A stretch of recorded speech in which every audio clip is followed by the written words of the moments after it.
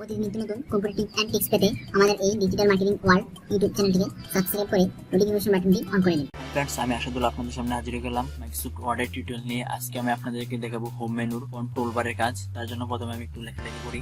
আমি আমার নামটা লিখছি, আমার নামটা লেখা নিলাম। আমি এটাকে প্রথমে সিলেক্ট করছি কিবোর্ডের মাধ্যমে, কন্ট্রোল শিফট লেফট এরো সিলেক্ট করার পর কন্ট্রোল ধরে সেকেন্ড ব্র্যাকেটের লাস্ট ব্র্যাকেট ক্লিক করে এটাকে জুম করছি, বড় করছি, এটা বড় হয়ে গেল। এখন আপনাদেরকে দেখবো প্রথমে লেখার ফন্ট। আমার এই যে প্রথমে এই যে বক্সটা দেখতে পাচ্ছেন, এর ভিত্তি ক্লিক করলে এখানে ফন্ট অপশন আসবে। তো স্বাভাবিক আমরা তিনটে অপশন ব্যবহার করে থাকি। একটা হচ্ছে বাংলা লেখার জন্য MJ, ইংলিশ লেখার জন্য Times New Roman, Calibri body time new রোমানটা বেশি ব্যবহার করা হয়। আর আপনি যে ফন্টগুলো ব্যবহার করবেন এগুলো এই যে রিসেন্ট ইউজ ফন্ট এখানে স্বাভাবিক থাকবে, আর বাকি ফন্টগুলো নিচে আছে। এখান থেকে আপনি পছন্দ মতো ফন্ট দিতে পারেন, আপনি পছন্দ মতো ফন্ট দিয়ে স্টাইল করতে পারেন, যে কোনো স্টাইল আপনার পছন্দের মতো দিতে পারেন। ওটা আমি টাইম নিউ রোমানে রাখলাম, টাইমস নিউ রোমান। তারপর হচ্ছে ফন্ট সাইজ, আমার ফন্ট সাইজ আছে 31, যে এখান থেকে ফন্ট সাইজ স্বাভাবিক ফন্ট সাইজ থাকা 14 অথবা 16, যে আমরা যে বিভিন্ন প্রিন্ট করি দোকানে তা 14-16 মধ্যে রেখে করা হয়। তো তারপর আছে এই যে দেখেন এখানে এর উপর দিকে একটা এরো আছে, তার মাধ্যমে আপনি ফন্ট সাইজ বাড়াতে পারবেন। যে দেখেন ফন্ট সাইজ বাড়ছে, তারপর এরো নিচের দিকে একটা এরো চিহ্ন, তার মধ্যে আপনি ফন্ট সাইজ কমাতে পারবেন। এদিকে দেখেন সংখ্যাটাও কমছে, তো এখানে টিপতে ধরে রাখলেও বাড়বে, দেখতে পাচ্ছেন। এই যে এখানে ডাবল এ দেখতে পাচ্ছেন, তার মধ্যে সেন্টেন্স কেস স্টাইলে শব্দের প্রথম অক্ষরগুলো বড় হাতের হবে। এই দেখেন প্রথম অক্ষরটা বড় হাতের হয়ে গেছে, এটা হয় নাই। উপরে লোয়ার কেস এটা দিলে প্রথম অক্ষরটা ছোট হয়ে যাবে। তারপর আপার কেস এটা দিলে সবগুলো অক্ষর বড় হাতের হয়ে যাবে। তারপর হচ্ছে ক্যাপিটালাইজ ইচ ওয়ার্ড, তা দিলে শব্দের প্রতিটা অক্ষর প্রথম বড় হাতের হবে, প্রতিটা ওয়ার্ডের প্রথম অক্ষরটা বড় হাতের হয়ে গেছে। তারপর হচ্ছে টুগল কেস এটা দিলে শব্দের প্রথম অক্ষরগুলো ছোট হবে, বাকিগুলো বড় হবে। এই যে দেখেন, তো আমরা স্বাভাবিক ক্যাপিটালাইজ ইচ ওয়ার্ড এটাই ব্যবহার করি, তো আপনিও এটাই ব্যবহার করবেন আশা করি।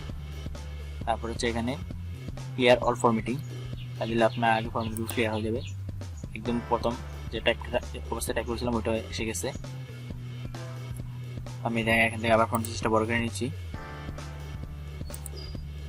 আরো বড় করে নিই, 72 দিলাম। তারপর আমার ফন্ট স্টাইলটাও চেঞ্জ হয়ে গেছে, টাইম রোমান করে নিলাম। তারপর হচ্ছে যে বি হচ্ছে বোল্ড, লেখাটা আগের থেকে মোটা হবে, দেখুন মোটা হয়ে গেছে।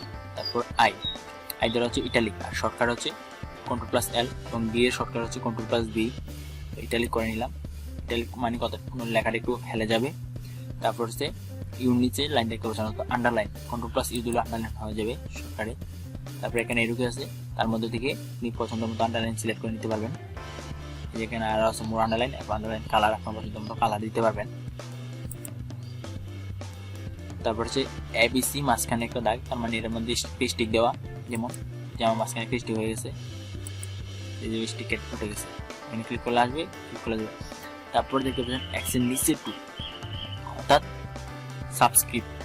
আমরা বিভিন্ন সূত্রের মধ্যে দেখি যে, যেমন আমি পানির উদাহরণটা ধরি, পানি হচ্ছে H2O, এবং আমি এখানে লিখছি H2O।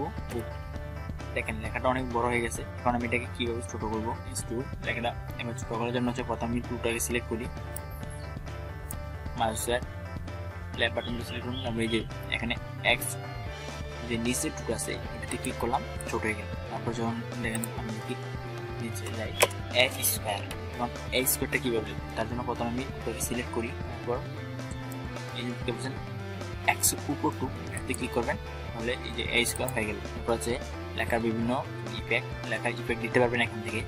তার জন্য আপনি প্রথমে লেখাটা সিলেক্ট করে নিতে হবে, লেখাটা সিলেক্ট করে নিলাম। তারপরে যে ইফেক্ট বিভিন্ন ইফেক্ট দেওয়া যায় এখান থেকে, এই ইফেক্টটাকে ইউজ করলাম। এখান থেকে আপনি লেখার বিভিন্ন শেপ দিতে পারবেন। তো প্রথমে এখানে শেপ সিলেক্ট করবেন, কালার সিলেক্ট করবেন, তারপর এখানে বিভিন্ন ফিল দিতে পারবেন, ফিল কালার বিভিন্ন ফিল দিয়ে, যে আমি সবুজ করে দিলাম। আমি যদি চাই আরও অন্যান্য কালার এটাতে অ্যাড করবো, এখান থেকে আগে আমি কালার সিলেক্ট করে নিই, কালার সিলেক্ট করলাম। তারপরে কোনো মধ্যে যতটুকু কালার দিতে চাই ততটুকু সিলেক্ট করলাম, এই কালার হয়ে গেল। এবার আপনি লেখা কালার দেবেন, আলাদা ফিল কালার দিতে পারবেন। তারপর যেখানে ফন্ট কালার, এখানে ফন্ট কালার আমার কালো দেওয়া আছে। আমি যদি অন্য ফন্ট কালার দিতে চাই তার আগে লেখাটা সিলেক্ট করে নেব। তারপর এখান থেকে অন্যান্য ফন্ট কালার দিতে পারবো। যে কালারটা আপনার পছন্দ এটা সিলেক্ট করে দিয়ে দিতে পারবেন। ফন্ট কালারটা সাদা দিলাম। এরকমভাবে আপনি ফন্ট কালার দিতে পারবেন।